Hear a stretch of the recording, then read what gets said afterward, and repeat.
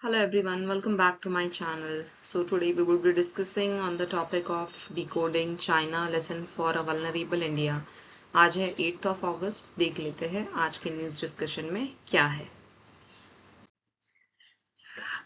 यहाँ पे एक रिसेंट इंसिडेंट हुआ है, आपको शायद से पता होगा। Company called as Foxconn, फॉक्सकॉन्स iPhone, ये तमिलनाडु और कर्नाटक में लोकेटेड है। यहाँ से करीबन 300 Chinese engineers were recalled back to China.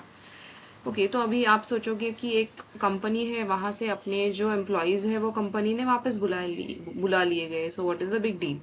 But इसका बहुत ज़्यादा इम्पैक्ट हो सकता है on our country. Now if you understand, this is not just a corporate decision but it is Jio economic tactic. मतलब जो जोग्राफिकल या फिर इकोनॉमिक पोजिशन होती है कंट्री की, जब when that country uses it against the other country in order to compete, that we can call it as a geo economic tactic. तो exactly ये क्यों किया गया? फर्स्ट ऑफ ऑल, ये जो इंजीनियर्स है, चाइनीज इंजीनियर्स जो इंडिया में काम कर रहे थे, if they will continue working over here, they will obviously transfer the technology to India. जो चाइनीज टेक्नोलॉजी है वो इंडिया तक पहुंच जाएगी and China did not want that to happen. That is one of the reason. Second is it also wanted to slow down the progress of India in high value electronics manufacturing. अभी आप सोच रहे होगे China है तो जानबूझ के कर रही है। Yes, definitely that is also one of the reason, but there are other reason as well. Economic कुछ रीजंस है वो हम लोग जानेंगे in the next slide. The tools that China is using, अभी जो टूल्स है जो चाइना यूज कर रही है, उसके पहले हम लोग जानेंगे कि चाइना ये एग्जैक्टली क्यों कर रहा है। If you are aware about this, that the Chinese economy currently is facing lot of issues. उनका जो प्रॉपर्टी मार्केट है वो कोलैप्स हो गया है। The reason behind the collapse of their property market is that उनका एक प्रॉपर्टी मार्केट में एक बबल क्रिएट हो गया था। इन सिंपल वर्ड्स, जो प्रॉपर्टी मार्केट है उसके प्राइजेस बहुत बढ़ गए थे। बहुत सारे हाउसेस है उनका कंस्ट्रक्शन हो गया था, लेकिन अभी ऐसा हो गया है कि उनके प्राइजेस इतने ज़्यादा हाई हो गए हैं that it is more than the purchasing power of the people. So if people are not able to buy those houses which are already constructed, तो स्लोली स्टेडली जो इकोनॉमी है उसका क्रैश स्टार्ट हो जाता है। So that is what is happening in China. So अभी उनके यहाँ पे जो प्रॉब्लम हुआ है उसका और अपने यहाँ से इंजीनियर्स को वापस लेके जाना है, इन दोनों का क्या रिलेशन है, that you will understand in the coming slides. First we will understand the tools which China is using. First is a human capital control. That is, as we discussed, it has pulled back the skilled engineers to stop India from learning the advanced production process. एक बार यहाँ से engineers अगर वापस बुलाए गए हैं, 300 is not a small number. इतने इतने ज़्यादा नंबर्स जब भी इंजीनियर्स एक हमारे हमारे यहाँ से जब चले गए वापस वहाँ पे, so there is a big gap which we will be facing. Next is raw material control. अभी कौन से रॉ मटेरियल्स? जो रेयर अर्थ मिनरल्स रहते हैं, like gallium, germanium, graphite, lithium, ये सारे जो मिनरल्स है, it is very important for the production of electronic vehicles या फिर कोई भी इलेक्ट्रॉनिक अगर आप चीज लेते हो तो मोस्ट प्रोबेबली यहाँ पे in these products we need gallium, germanium, graphite. इन ऐसे जो रेयर अर्थ मिनरल्स है इसकी बहुत ज़रूरत होती है। सो इसका जो एक आप बोल सकते हैं बहुत इंपॉर्टेंट सोर्स है, one of the most important source is China. तो उन्होंने रॉ मटेरियल्स का भी कंट्रोल कर लिया है। They are trying to restrict the export of these rare earth minerals to our country. Next is economic the equipment restrictions. उसका मतलब है informal curbs on high end manufacturing machinery exports to India. जो machines है, high end manufacturing जो machines है, उनके ऊपर भी कर्ब्स लगाए गए हैं, वो हमारे कंट्री में ज़्यादा एक्सपोर्ट होने चाइना नहीं दे रहा है। Next is non formal barriers. Non formal barriers मतलब वो बैरियर्स जो ओपनली लगाए नहीं जाते हैं, जिनके against we can not take any action. हम लोग उस चाइना के मूव को चैलेंज नहीं कर सकते। ऐसे कुछ non formal barriers China create करता है। For example using the verbal orders, administrative delays. कोई भी फॉर एग्जांपल हम लोग ने अगर चीज़ इंपोर्ट करने की ट्राई कर रही है from, if you are trying to import something from China, it will deliberately try and delay the process. That is what this point means. Next is why does the China feels the need, क्यों exactly China को अभी ऐसे लगा अचानक से कि ये करना चाहिए. First as we discussed economic strain है वहाँ पे, प्रॉपर्टी मार्केट क्राइसिस है. अभी प्रॉपर्टी मार्केट वहाँ पे क्राइसिस है तो इससे क्या होता है. Now let's take an example. If there is a country A और कंट्री ए में कुछ प्रोडक्ट्स मैन्युफैक्चर हो रहे हैं, ठीक है, और ये कंट्री जो है this is exporting to, let's not take the country B, let's take an example as it is, this is a global market. तो यहाँ पे A जो country है, this is China, and China is exporting their goods to the global market. As we very well know, जो Chinese products होते हैं उनके prices बहुत कम होते हैं, बहुत कम प्राइसेस वाले प्रोडक्ट्स जब भी मार्केट में आते हैं obviously the consumers will prefer buying those products.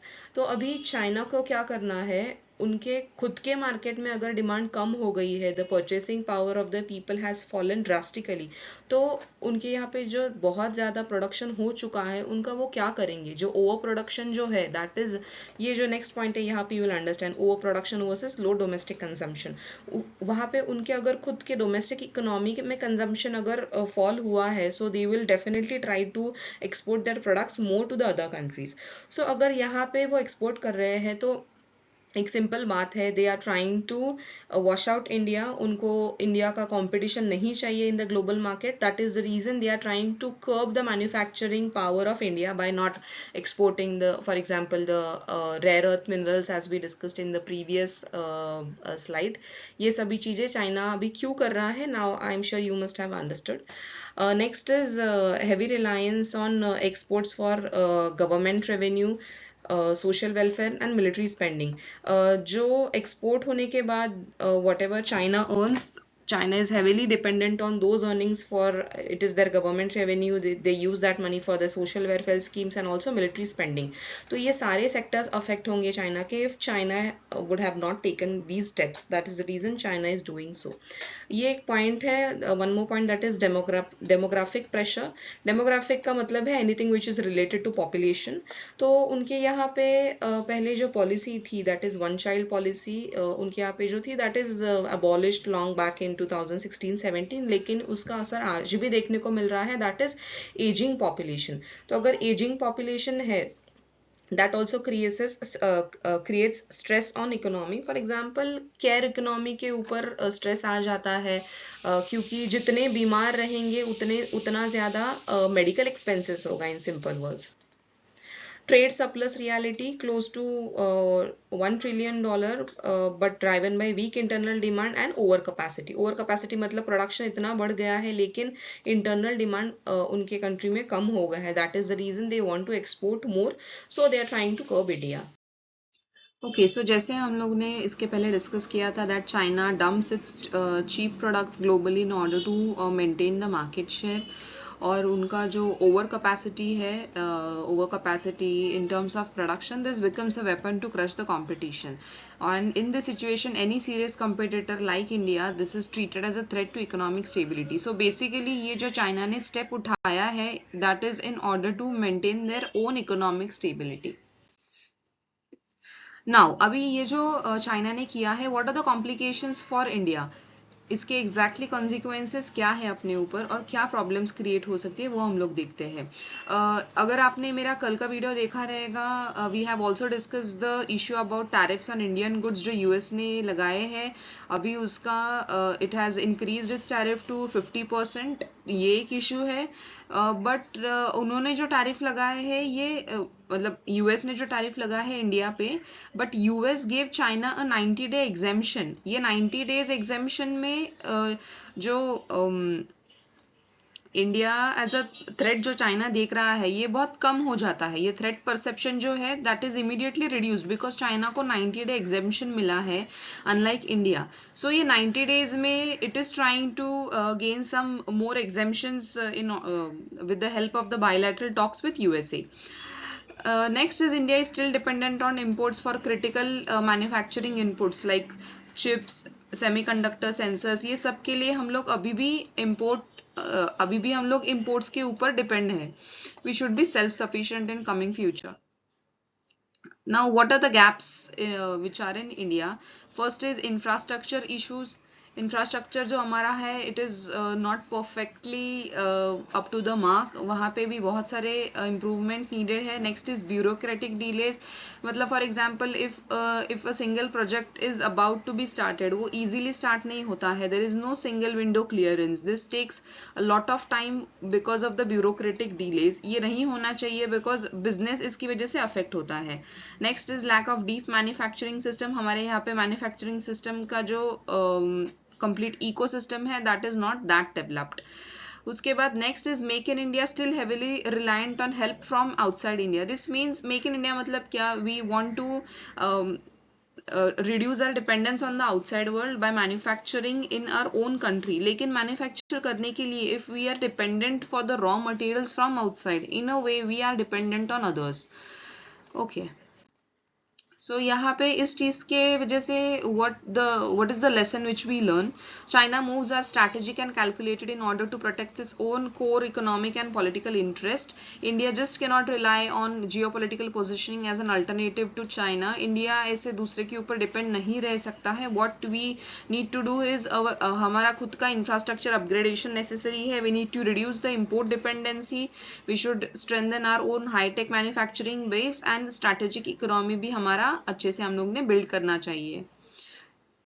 So thank you very much. This was the today's discussion. One more point has to be cleared over here. ये जो issues रहते हैं mostly in the international field, ये issues these will keep on coming. Like for example अभी जो हम लोग ने डिस्कस किया इंडिया चाइना का जो अभी चल रहा है वो इशू, वो टॉपिक के बारे में जो हम लोग ने डिस्कस किया, more and more updates will definitely come in the newspaper. But what we are suppose to do is इनका जो बेसिक अंडरस्टैंडिंग है, जो कंसेप्चुअल क्लैरिटी है, वो हमें होनी चाहिए. बाकी की चीज़ें तो that will keep on coming in the newspaper. Okay, see you in my next video. Bye bye.